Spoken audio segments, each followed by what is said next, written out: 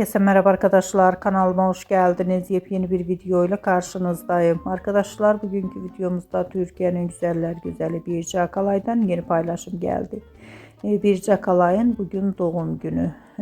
Birce Akalay doğum gününü bu fotoğrafla kutladı. Ben de bu muhteşem görüntüleri sizler için YouTube kanalımda video halinde sunuyorum.